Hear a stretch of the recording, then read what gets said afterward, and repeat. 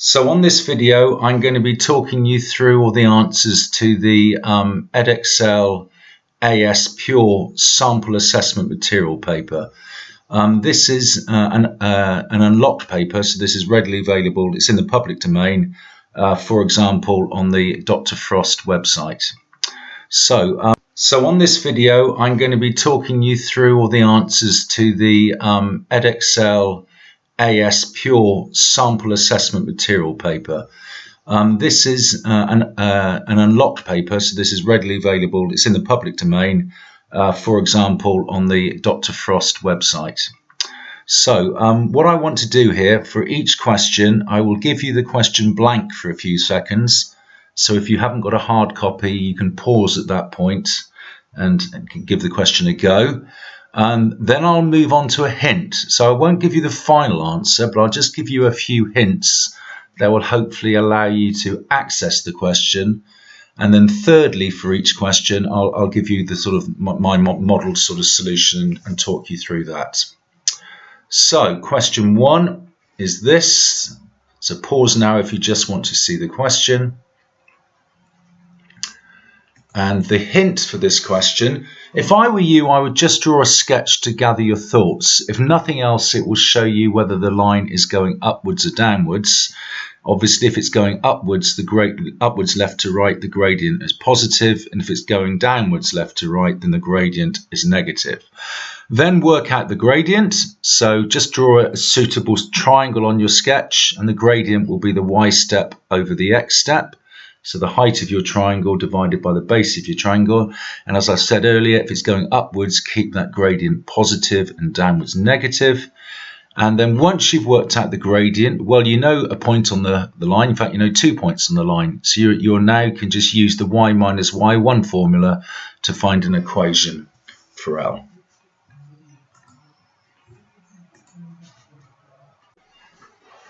So the solution for question one. Excuse me. So here's my sketch. So it's going downwards. The y step, so the y coordinate is between 1 and -2. So that's height of 3. The x step, the x coordinate is going from 3 to the 4. So the length of the base is 1. So the gradient is height divided by width, which is 3 over 1, which is 3. And because the line is going downwards, the gradient is -3. Now I'm then going to use the y minus y1 formula, where x1, y1 is any point on the line. Well, I'm using the point A, so my x1 is 3 and my y1 is 1. I've worked out the gradient is -3. So that's my second line of workings, is just substituting in x1, y1 and m. My third line of workings, I'm then doing the claw. So -3 times x is -3x. -3 times -3 is +9. And finally, adding 1 to both sides, I get y equals -3x plus 10. The question didn't specify that your answer had to be in y equals mx plus c format, so any version of the equation for L would be fine. Question two. So pause now if you just want to have a go at the question without a hint. So how do we find the gradient of the curve at any point? We need to differentiate it. So start off by differentiating this. And then secondly, substitute into this differential when x is 5. Now just to remind you how to differentiate, for each term, you first of all multiply by the current power, and then secondly, you reduce the power by 1. So the work solution for question 2. So differentiating 2x squared, we get 4x. So we've multiplied by 2, reduced the power from 2 to 1. Then differentiating -12x, we get -12. Differentiating just a constant, you get nothing for that third term. So our differential is 4x minus 12. Substitute x being 5, or 4 5s are 20. 20 take away 12 is 8. Question 3. So pause now for the question on its own. And the hint for question 3, draw a sketch. I always think it just helps to gather your thoughts. Now, position vectors are when you go from the origin. So the position vector for point A is going from O to A. So 3i means 3 to the right, and minus 7j means 7 down. Or in column vector format, that's 3 minus 7. So there's a sketch for position vector A. And then position vector B going from O to B. Okay, so the 8 along the corridor, 3 up the stairs. And then to find the vector going from A to B, well, we're going from A to O and then O to B. So it's going up the OA position vector the wrong way and then up from O to B the correct way. So just add together the vector AO, not OA, and OB. Now for part B, this modulus means it's the size of the vector. So for this, you've just got to use Pythagoras on your part A answer. So question 3, the work solution. Well, the sketch is as I said in the hint. So we're going from A to O, so that's minus 3 plus 7. And then O to B, which is 8, 3. I think it's easier to set this out in column vector format. So add the top numbers, minus 3 add 8 is 5. Add the bottom numbers, 7 add 3 is 10. And that would be fine, I think. But given that the question was in IJ format, I think it's best to give you a final answer in IJ format.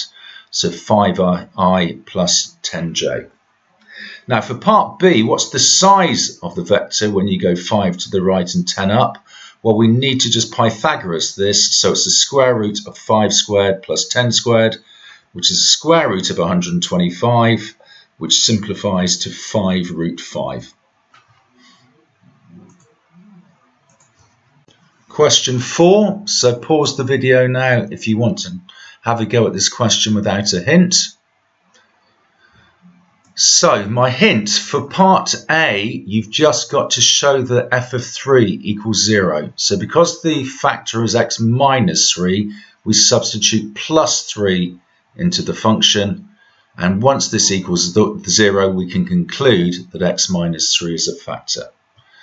Now, the hint for part B, well, we're going to have to do algebraic long division. Okay, so you're going to have to do the function divided by the factor, and this will give you a quadratic. Okay, now it may have these 3 terms, it may just have a couple, but it will be a quadratic. And then you've got to consider how many solutions this quadratic has using the discriminant. And given that we've got to show that 3 is the only real solution, I guess we're going to have to conclude that this quadratic has no solutions, hence why 3 is the only solution. So the solutions for question 4. So substituting 3 into the function, we get 108, take away 108, add 6, take away 6, which is indeed 0. Then you just must put in this line to get the second mark. Therefore, x minus 3 is a factor of f of x. Now for part B, we go and do the algebraic division.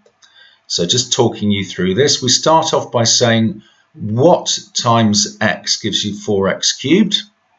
And that is indeed 4x squared. So that's how we got that opening term. 4x squared times x is 4x cubed. 4x squared times minus 3 is minus 12x squared. So taking away these from above, we get 0. Then bring down the plus 2x and the minus 6. And then we say to yourself, what times x gives us the 2x? And that is plus 2. So 2 lots of x is 2x, 2 lots of minus 3 is minus 6. So we have a remainder of 0, which is what we'd expect as x minus 3 is a factor. So we could therefore conclude that the function can be factorized to give us x minus 3, 4x squared plus 2. Okay, that divided by that is that. So that times that is that. Now there's our first solution, coming from that factor, that's with x being 3. Now consider 4x squared plus 2. Okay, this can never give you any solutions because we need the 4x squared term to become minus 2. And obviously, you can't, if you're squaring, you're never going to get a negative. So you could argue that point, or you could go down just the argument of just showing what the discriminant is. So A is 4, there are no x's, so B is 0 and C is 2. B squared minus 4ac is minus 8, which is less than 0. So 4x squared plus 2 has no real roots. Therefore, x minus 3 is the only real root of the equation f of x equaling 0. Question 5, so pause the video now if you want to have a go without a hint. And the hint for question 5, so get ready to integrate. So just rewrite this third term as 12x to the minus 2, and then in turn integrate each of the 3 terms. Remember how to integrate. You add 1 to the power and then divide by the new power. And then to show this, you're first of all going to substitute 2 root 2 into the integral, and then 1 into the integral, subtract the latter from the former, and that should give you 16 plus 3 root 2. So the solution for question 5. So we've got ready to integrate. So in turn, 2x becomes 2x squared over 2. 3 becomes 3x, and this 12x to the minus 2, adding 1 to the power gives us minus 1, and then we divide by the new power of minus 1. Now I've popped in the plus c's here, but of course when we do the taking away a bit later on, the c's will cancel out. So no real need for it for this. Okay, and then my third line I've just tidied up. So 2x squared over 2 is x squared. And 12x to the minus 1 over minus 1, well, that's minus 12, and then taking the x downstairs is minus 12 over x. So just make sure you're comfortable that this term here simplifies to this. So I've then substituted 2 root 2 in turn into it, first of all, which I've got here. And then I'm subtracting from that what I get when I substitute 1 into the integral. So just seeing how these tidy up, 2 root 2 squared is 2 root 2 times 2 root 2. 2 2's are 4, root 2 times root 2 is 2, so 4 2's are 8. This here gives us 6 lots of root 2. And then here what I've done, I've rationalised it by choosing to multiply top and bottom by root 2, giving me minus 3 root 2. I think these are easy enough just to get to this. Then tidying up the first 3 terms, I get 8 plus 3 lots of root 2, plus 6 root 2 minus 3 root 2 is 3 root 2. And then we're minusing a minus 8, so we're adding 8, and that does indeed give us 16 plus 3 root 2 as required. Question 6. So what I've done here, I've already just copied and pasted across the formula that's given in the formula booklet. So pause here if you just want to have a go without a hint. And my hint here, obviously use the formula from the formula booklet. Now the first line of workings is going to be when we substitute in x plus h into the function. So x plus h replaces the x. So that's 3 lots of x plus h all squared. All right, 3 lots of x plus h squared. So that's the first line of workings. So write down the gradient of the chord equals this, and then just multiply out and simplify the numerator. You will find that the 3x squareds cancel out, so all the terms that remain in the numerator have got h in them, and then you can divide each term in turn by h. Okay, and then consider what happens to the gradient as h approaches 0. What are we left with? And the solution to question 6. So my first line of workings is this. So when I multiply out x plus h all squared, I get x squared plus 2hx plus h squared. Multiplying each of these terms in the bracket by 3, I get this. And then you will see the 3x squared and the minus 3x squareds cancel out. 6xh divided by h is 6x, and 3h squared over h is 3h. So my gradient of my chord is 6x plus 3h. Now as h approaches 0, this second term also approaches 0, so we're left with the gradient being just 6x. So a sentence to the effect, so in the limit the derivative equals 6x as required.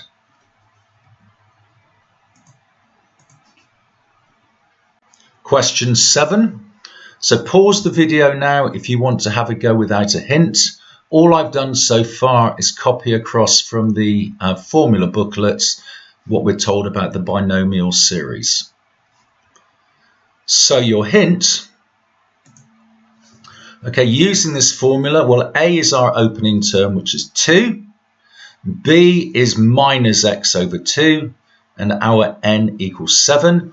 And then just simply substitute A, B, and n into this formula, and we're just working out the first 3 terms. So this one, and this one. And then for part B, explain how you would use your expansion to give an estimate for this to the power of 7. Well, we want to equate the 1.995 to the bracket because they're both to the power of 7. So just basically go and solve this. So find x and then just say, well, you would substitute x into the binomial expansion.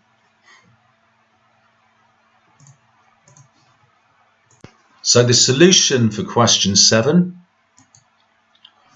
So substituting a, b, and c into the binomial series equation, we get 2 to the power of 7 plus 7 choose 1, 2 to the 6 multiplied by minus x over 2.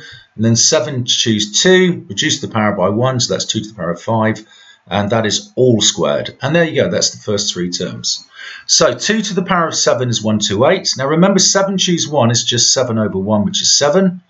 And then 2 to the 6 is 64, and I'm minus x over 2. Now 7 choose 2. I mean, you can use the choose button on your calculator, but that's just simply 7 times 6 over 1 times 2. Okay, 7 choose 3 would be 7 times 6 times 5 over 1 times 2 times 3. So the top term you just get worked down from the 7, and the bottom term you work up from 1. So 7 choose 2 is effectively 21. 42 over 2. 2 choose 5 is 32. And be careful here. Minus x all squared is minus x over 2 times minus x over 2. So that's x squared over 4. So simplifying those 3 terms, I get this here for part A. Now for part B, I've set the bracket equal to 1.995. I've then added x over 2 to both sides, taking away 1.995 from both sides, giving me x over 2 is 0.005. Double both sides, I see that x equals 0.01. So how would I use my expansion to give an estimate for this? I would substitute 0.01 into the expansion. Question 8. So pause the video if you want to have a go without a hint. Now my hint for this question, now for part A, to find the area of the triangle, we're going to have to use the area of the triangle formula, half AB sin C. Now we know all 3 angles, because obviously angles in a triangle add up to 180, so clearly this angle up here is 50. Now we're going to need to know another side, aren't we? We're going to need to know another side, because the lowercase a and lowercase b are 2 sides. So work out another side of your choice using the sine rule. Okay, you can either work out AC or you can work out BC using the sine rule. Once you've worked out that second side, substitute into the area of the triangle formula. So the solution for question 8. So I've decided to work out the length from A to C. Okay, so I've gone and relabeled my side. No, that's later on, the relabeling. Forget that. So my AC, I've got AC over its opposite angle over sin 60 equals 30 over sin 50. So note how I've just used the sine rule with the sides on top, because it's the side that I'm needing to work out. It just gives you slightly lesser rearranging to do. So multiplying both sides by sin 60, I've got AC equaling 30 over sin 50 times sin 60, which gives me 33.915. Now, using the area of the triangle formula, half AB sin C, I've decided to relabel my sides to tie in with this formula. Now, I'm using the angle 70, so I'm making 70 my uppercase C. So the length BC would be lowercase c.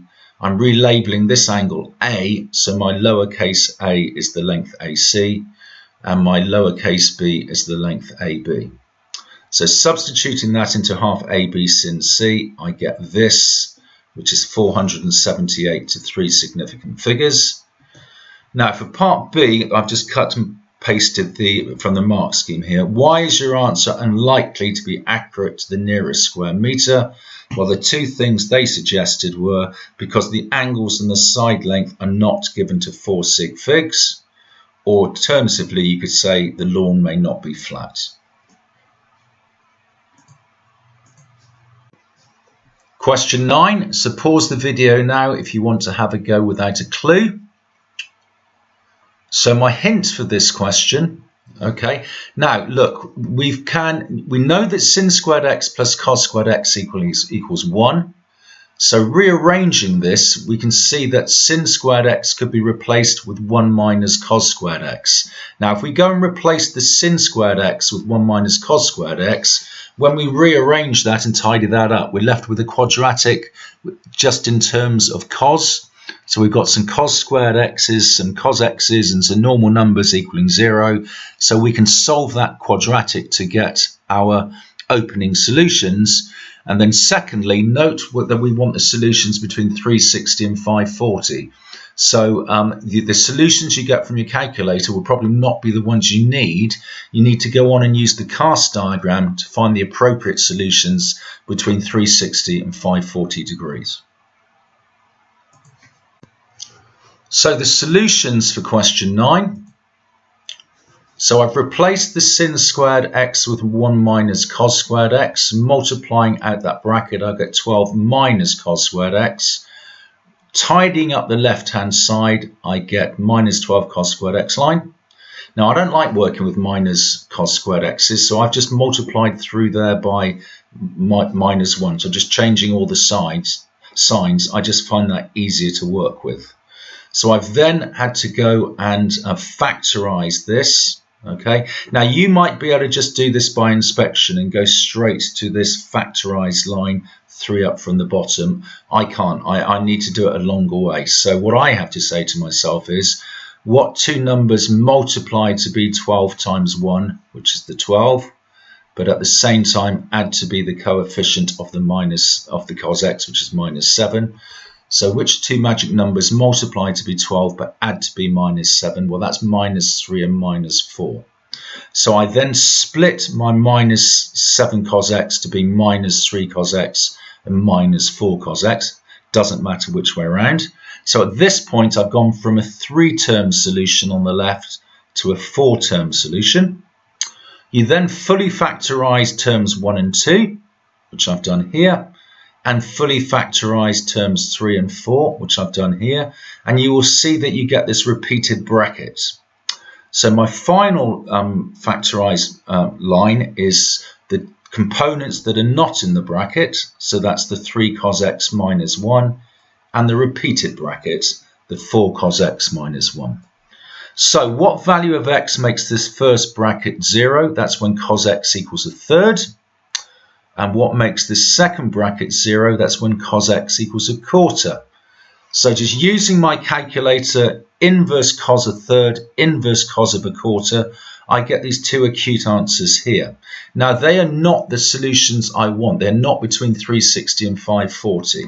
So where is cos positive? Cos is positive in quartiles 1 and 4. Okay, so I'm looking for solutions between 360 and greater than 360 but less than 540. So for both of these, I'm going right round and into that 5th quadrant, if you like. I'm going right round back up into here. So I'm just adding 360 onto both of these, giving me final solutions of 430.5 degrees and 435.5 degrees.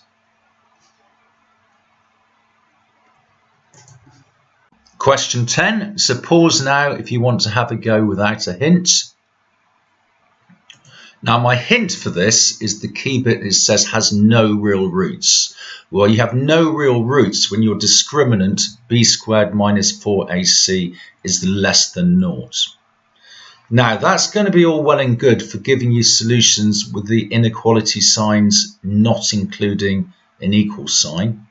But then you've just got to consider what they're saying here. You've got to prove that k is greater than or equal to 0. So just have a think about what's going on when k equals 0. When k equals 0, what can you say about this equation here? Does it have any real roots?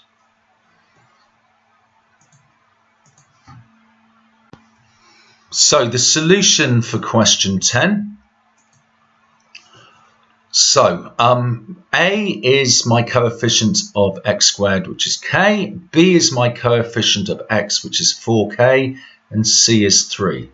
So I know I have no real roots when the discriminant is less than or equal to 0. So b squared is 4k all squared, which is 16k squared. And you're taking away 4 times a times c, 4 times k times 3. You're taking away 12k, and that is less than 0. Factorizing that, we get 4k and 4k minus 3.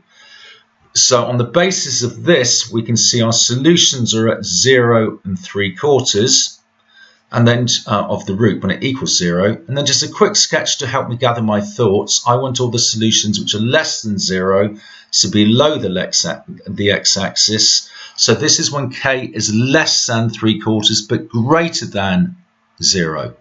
So far we haven't addressed this fact that its k is greater than or equal to 0. We're just sort of halfway there. Now, what can you say about when k equals 0? So exactly equals 0.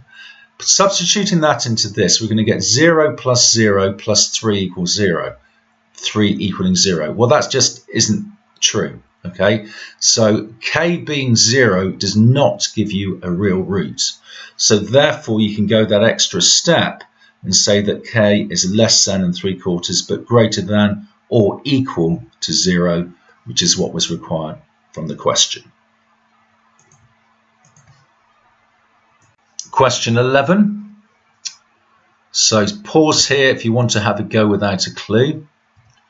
Now, I thought this was very difficult unless you've actually really you've come across something like this in your travels when you've been practicing. Okay, you had to realize that your opening line, how do you get a positive value? Okay, well, for all positive values, the square root is defined. Okay, so you can square root x, you can square root y. Okay, so what we can say is that they're both positive. Okay, because they can both be square rooted. So the difference between the square roots, this may give you a positive or a negative number. Because obviously the square root of 9 would be 3, square root of 16 would be 4, so 3 minus 4 would be minus 1. So you can get a negative value within the bracket, but it's going to be a real solution. Now, how do we sort of undo the fact it could be negative? Well, we're going to square it, okay, and say that that is greater than or equal to 0. For all positive values, okay, when you square root them, you get real values. Take one away from the other, you're going to get a real value, be it positive or negative. Square it, it's going to be greater than or equal to 0. Now, if you can get that far as your opening line, it's then pretty straightforward. Just multiply that out, rearrange, and you will get what you require to get. Now, part B isn't so bad. You just need to substitute in some negative values of your choice for x and y, and you'll just see that this doesn't hold. Okay, prove by counterexample that it is not true when x and y are both negative. So substitute in negatives, and you see that it isn't true. So the solution for question 11, as I said in the hint, this needs to be your opening line. Okay, since x and y are positive, their square roots are real, and therefore this holds. From then onwards, it's not too bad. So you've got the bracket times itself. Root x times root x is x. Then you've got minus root xy minus root xy plus y being greater than 0. Add together the two middle terms, rearrange, and you do indeed get what you had to prove. Now for part B, by counterexample, I've gone for example, let's let x equal minus 2 and y be minus 8. So just substituting in, we get root 16 being the left-hand side and minus 5 being the right-hand side. Well, minus 5 is not greater than or equal to root 16. So this is not true when x and y are both negative. Question 12. So pause the video here if you don't want to have a hint. So my hint for question 12. The two errors occur on the two lines that I've gone and indicated with the arrows. Okay, so what is wrong with this line? What is wrong with this line? And then my only hint I'm going to give you for part B is find the exact solution. It's singular. So you're just going to be on the lookout for one solution only. So my solution to question 12. So where are the two errors? The first error is here. 2 to the power of 2x plus 4 is not 2 to the power of 2x plus 2 to the power of 4. They are multiplied together. Okay, when we multiply, we add the powers. So that was our first error here. And our second error is that 2 to the power of 4 is not 8, it is 16. So for part B, our correct solution should have started off with 2 to the power of 2x multiplied by 2 to the power of 4. Now 2 to the power of 4 is 16, so that's 16 lots of 2 to the power of x squared minus 9 lots of 2 to the x equals 0. Now just, I'm going to use the substitution y equals 2x. So I've got 16 lots of y squared minus 9y. Factorize this, I get solutions for y being 0 and y being 9 over 16. So 2 to the power of x is 0, 2 to the power of x is 9 over 16. Now there are no solutions to 2 to the power of x equals 0. And for my solution for this, log both sides, and then the power rule, bring the x downstairs, divide by log 2, I get x equaling log 9 over 16 over log 2. Question 13. So pause the video now if you want to avoid the hint. So my hint for question 13. Okay, your first line of workings for part A is just take out the x. So it's going to be x multiplied by whatever, and that gives you a quadratic. Then just go and factorize that bracket. Now for part B, sketch the curve with equation, show that the coordinates are the points at which the curve cuts or touches the x-axis. Now you will see from your answer to part A that you get a repeated solution. Now that is where the curve just touches the x-axis and does not cross it.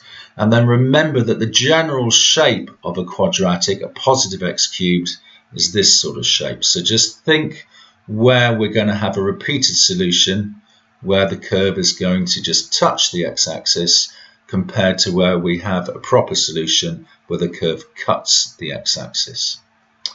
And then for part C, consider where your curve in part B either touches the x-axis or cuts the x-axis. Okay, and compare those points, each of those 2 points in turn, to minus 3, 0. What shift have we have in the curve taking us from where it cuts or touches the x-axis initially to minus 3? So the solution to question 13. So for part A, I've taken out the x, given me x squared plus 10x plus 25. I've then factorized that bracket and I get x plus 5 all squared. So for part B, when I'm sketching this, my two solutions are 0 and minus 5. Now the curve touches the x-axis at a repeated solution. So it's just touching at minus 5, whereas it's actually crossing at 0.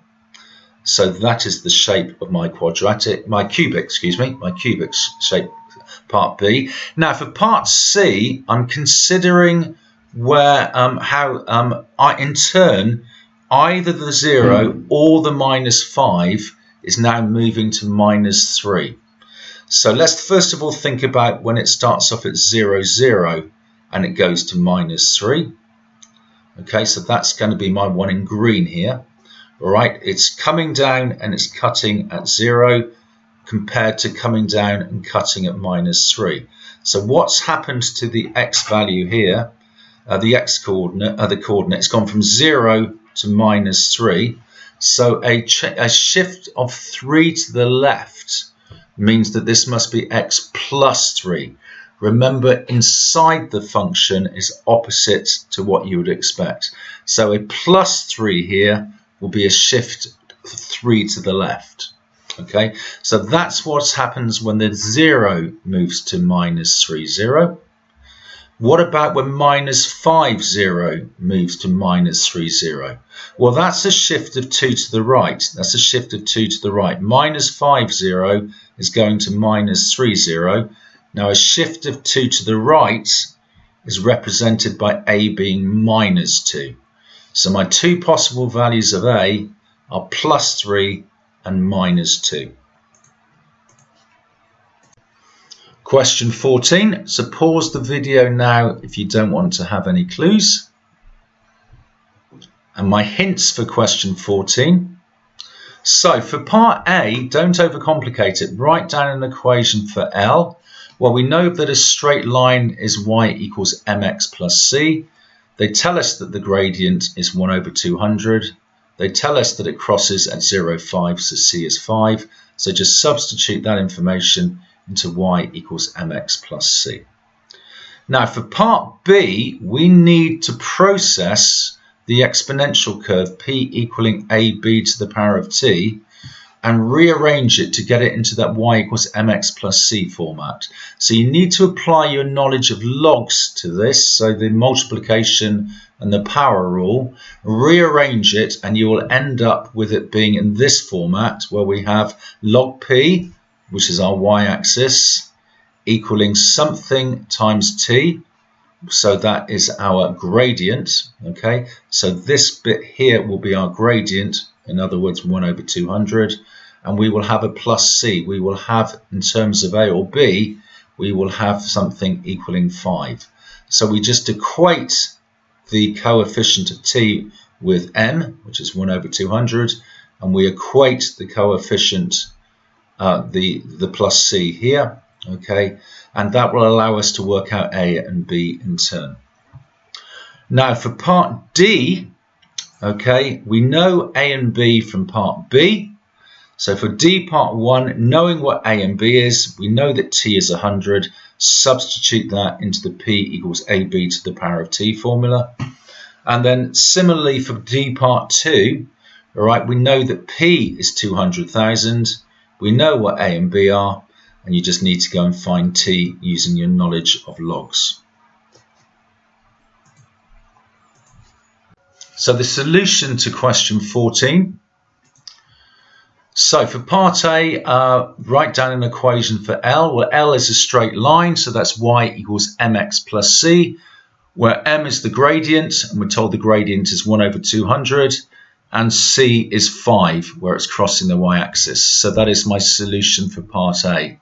Now for part B, I need to go and process the exponential, and using my knowledge of logs, get it into this y equals mx plus c format. So I started off by logging both sides, and using the multiplication rule. So log p equals log a, add log b to the power of t.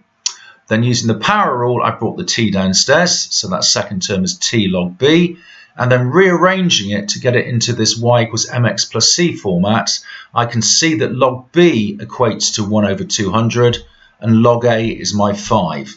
So log a is 5, so a is 10 to the power of 5, which is 100,000.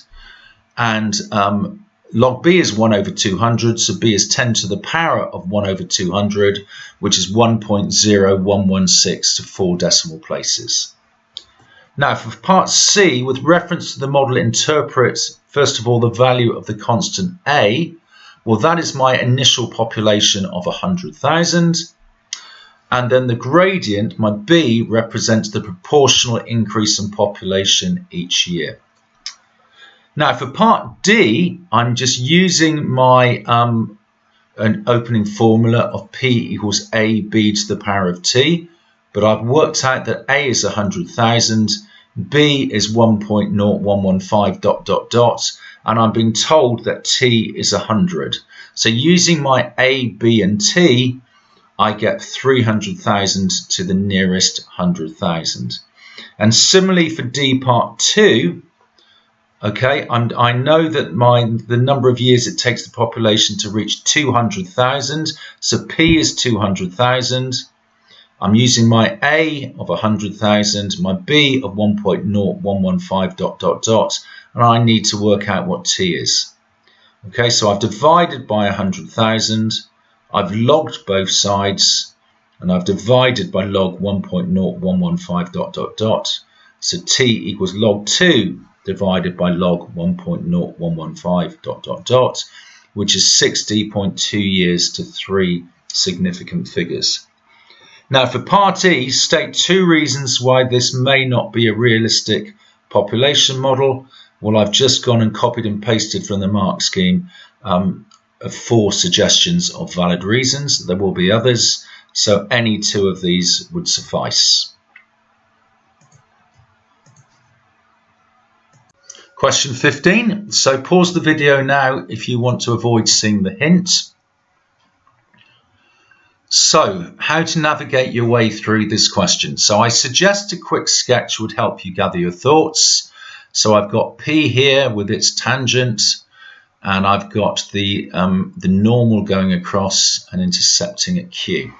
So what to do on this question? Start off by finding the gradient of the tangent at P by differentiating the curve C1 and substituting in the x value of a half. So that would be the gradient of the tangent, and then by flipping that over and changing the sign, you can work out the gradient of the normal of PQ.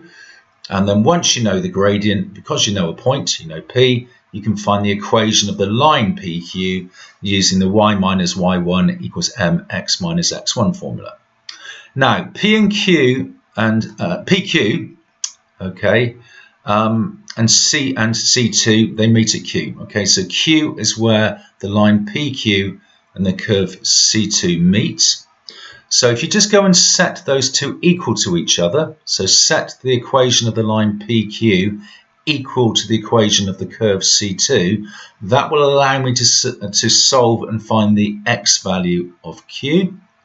And once I know the x value, the x coordinate of Q, I can substitute that back in to the C2 equation to work out the y coordinate of Q. So my final solution for question 15 is as follows. So my curve C1 is 4x squared minus 6x plus 4. Differentiating this, I get 8x minus 6. So at P, the gradient of the tangent is what I get when I substitute half into the differential, which is minus 2. So the gradient of the tangent is minus 2. So the gradient of the normal, PQ, flip minus 2 over and change the sign, is positive a half. So to work out the equation of the line PQ, I'm using the y minus y1 equals mx minus x1 formula. My gradient is a half, and one point on the line PQ is P, which has got an x coordinate of a half, a y coordinate of 2. So I'm multiplying out the right hand side, I get this. Adding 2 to both sides, I get this. So that is the equation of my line PQ. Now they meet at a point that I'm calling at Q. They meet at Q, and that's where well, I've said where C1 equals C2. What I should have said there, that's where PQ equals C2. All right, this is where PQ equals C2. So that's not right there. That shouldn't say C1. That should say PQ, shouldn't it? That's where PQ equals C2. So just get that right. That's where PQ equals C2. Okay. Okay, so I've got my line PQ, which is half x plus 7 over 4, and it equals C2, which is the half x plus ln 2x. Now, rather nicely, the half x's cancel out, so I'm left with ln 2x equals 7 over 4. Now, I've just added the ln e on that side to help me gather my thoughts. Remember, the log of anything to its own base is 1. So remember that ln is log to the base e. So ln e is just log e to the base e. So I've just introduced that on the right-hand side to help me gather my thoughts. Power rule, I've then taken the 7 over 4 upstairs. Okay, so I've got ln 2x equaling ln e to the 7 over 4. So equating the bits that are being ln'd, I've got 2x equaling e to the power of 7 over 4. Dividing by 2, I get x equaling a half e to the power of 7 over 4. So that's my x coordinate of q. And then to work out the y coordinate, I'm just substituting this back into my curve C2. So it's half of x, which is half of half e to the 7 over 4, plus ln 2 lots of a half e to the 7 over 4. Well, the half times a half is a quarter. My 2 and the half cancel out. So I'm left with the quarter e to the power of 7 over 4 plus ln e to the 7 over 4. Taking the 7 over 4 down with the power rule, I'm left with 7 over 4 ln e, which is just 7 over 4. So my y coordinate is a quarter e to the power of 7 over 4 plus 7 over 4. Question 16, so pause the video now if you don't want to have a hint.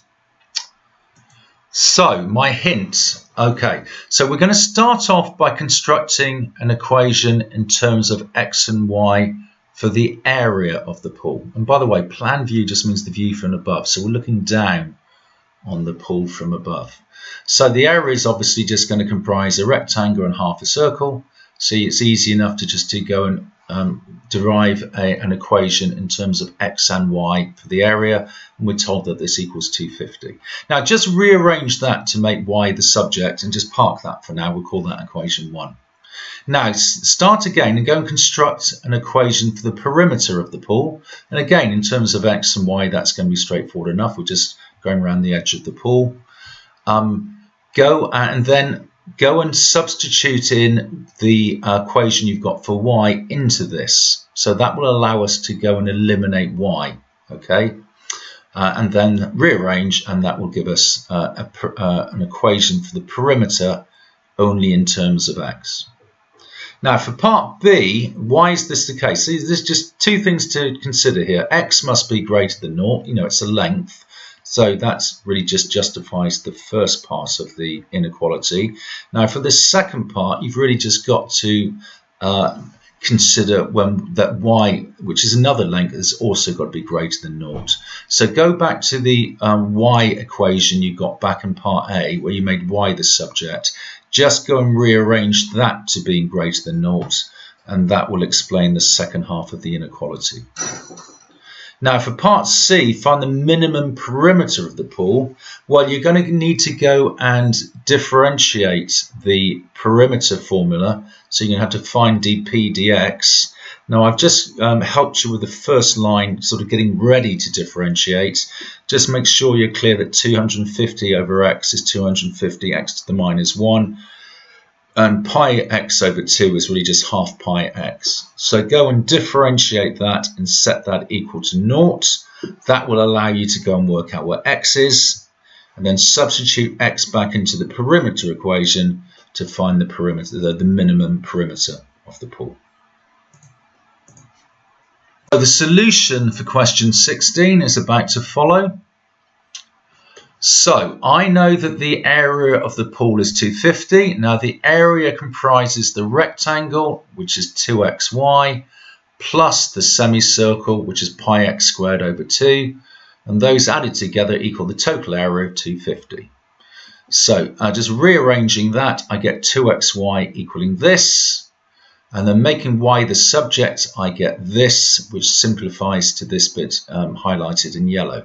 So let's just park that for now, and let's go and derive a perimeter equation from first principles. So I'm running around the pool. I've got a 2x here, a y and a y here, so that's 2y.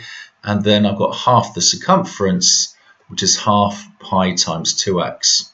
So just that is my perimeter formula, just tied it up there. Now, to eliminate y, what I'm doing, I'm substituting in my formula up here, my y equals this. I'm replacing the y in the perimeter formula with this instead. So I've now got a formula for perimeter in terms of x only. And then simplifying that, I can show what I needed to show. Now, for part B, I know that x is greater than 0. You know, it's a length. It's got to be something. But similarly, I know that y, the length y, is greater than 0. So taking my y from up here, the 125 over x minus pi over, in fact, the line above, the 250 minus a half pi x squared over 2x is greater than 0. Just process that through, and you get x being less than the root of 500 over pi. So we know that x is greater than 0, and we also know that x is less than the root 500 over pi, which is what we had to show. Now for part C, I've got ready to differentiate, so that's my perimeter formula sort of simplified. Then differentiating each of these terms, I get this line here. And then at a minimum, we know the differential is 0, so I've set this here equal to 0, and then rearrange that to get this here. Rearranging that, I then get x squared equaling this, and then square rooting that, I've got x being 8.367 dot dot dot. Now the question isn't asking me to find x, it's asking me to find the perimeter. So substitute that value for x back into the original perimeter formula, this one here, and I get perimeter being 59.756 meters, which is 59.8 to 3 significant figures. Question 17, so pause the question now if you don't want to see the hint. So my hint for this, for part A, just work out the equation of the circle and then substitute in x being 10 into this equation and show that you do indeed get y being 1, and therefore C also passes through the point 10, 1. Now for part B, I suggest you draw a sketch to help you gather your thoughts. Okay. So I'd start off by finding out what the gradient of CR is. That's easy enough, just 5 over 12. Now remember the circle theory that the equation the tangent to a circle is perpendicular to the radius at that point.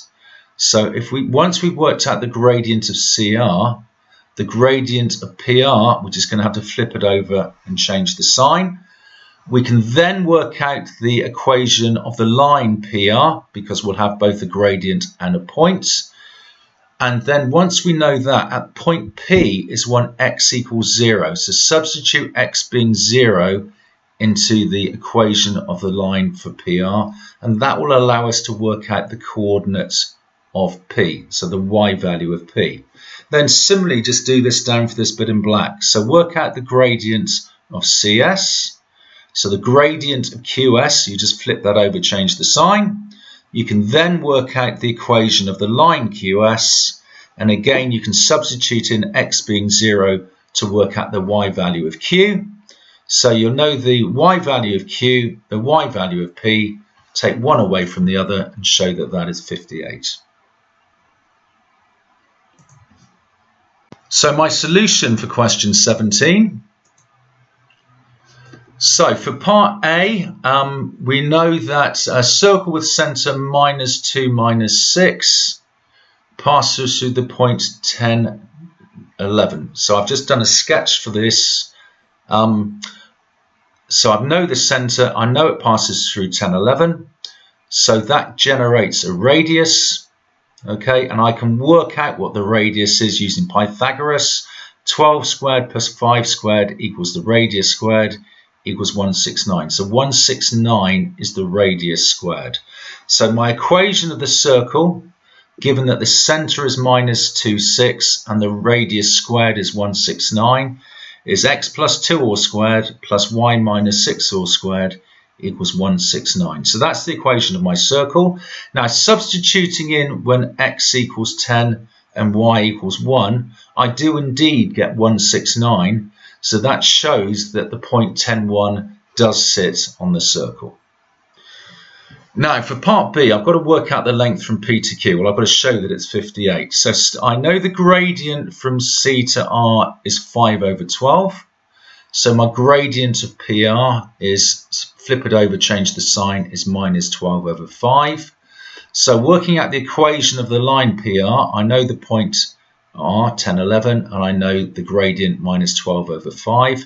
So substituting that into the y minus y1 formula, this gives me this equation for the line PR. Now at P, the x coordinate equals 0.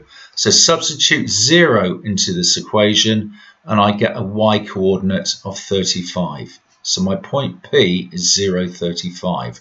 Now start again. Let's go down and try and work out what the y coordinate of Q is. So my gradient of CS is minus 5 over 12. So my gradient of QS, flip it over, change the sign, is 12 over 5. So the equation of the line QS, given it goes through 10, 1, is this here, because I know the gradient and a point. Substituting in that at Q x equals 0, I get a y coordinate of minus 23. Now the distance from minus 23 to 35 is indeed 58, which is what I had to show.